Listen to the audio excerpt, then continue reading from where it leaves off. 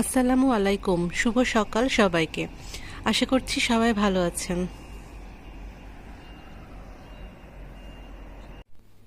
আজ 2 দিন কোনো কাপড় চোপড় ধোয়া হয় নাই। আজকে দেখছি অনেক কাপড় জড়ো হয়ে গেছে আসলে। বিছানার চাদর 2টা, আবার বেশ কিছু অন্যান্য কাপড় চোপড়। তো ভাবছি আজকে শুধু বিছানার চাদরগুলো একটু ধুয়ে নেব, তারপর কালকে বাকিগুলো ধুয়ে নেব। এখন চাদর 2টা একটু ভিজাই দিই পাউডার দিয়ে।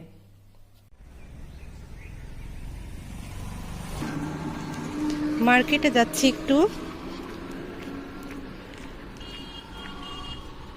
অল্প কিছু কেনাকাটা আছে, বেশি না।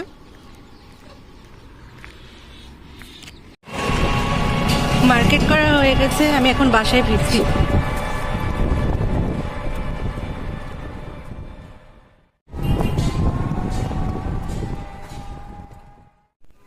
সামান্য কিছু কেনাকাটা করেছি, আর আমার শাশুড়ি আম্মার জন্যও কিছু কেনাকাটা করেছিলাম, শীতের লোশন আরও কিছু জিনিস, সেগুলো ওনাকে দিয়ে এসেছি আমি। আর আমার জন্য কি কি কিনেছি খুবই সামান্য দেখাচ্ছি আপনাদের।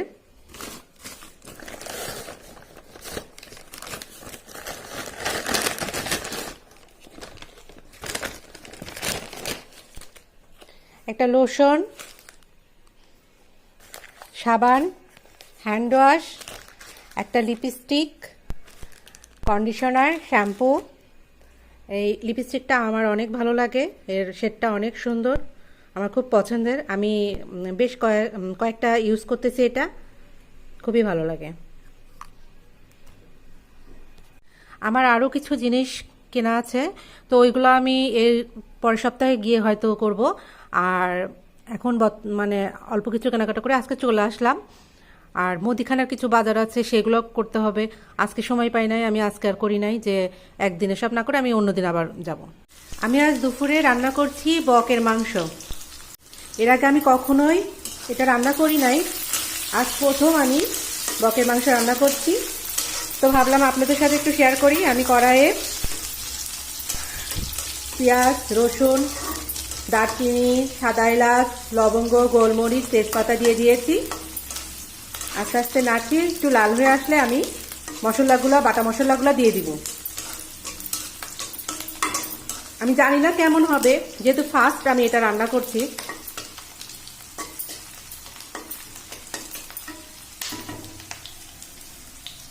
দেখা যাক কেমন হয়।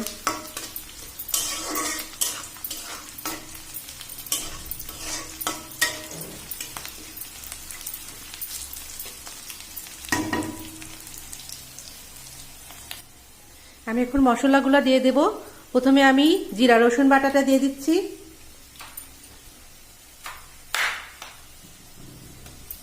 আদা বাটা দিয়ে দিচ্ছি,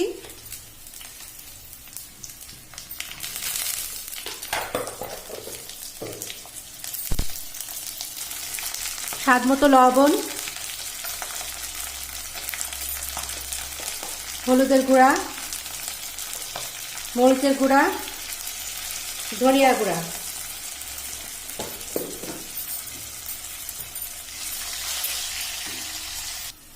পানি দিয়ে দিয়েছি মশলাটা কষানোর জন্য।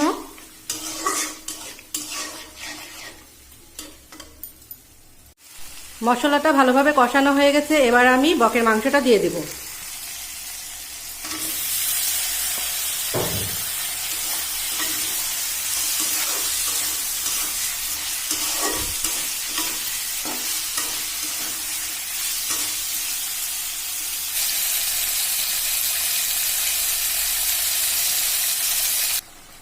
পানি দিয়ে দিয়েছি।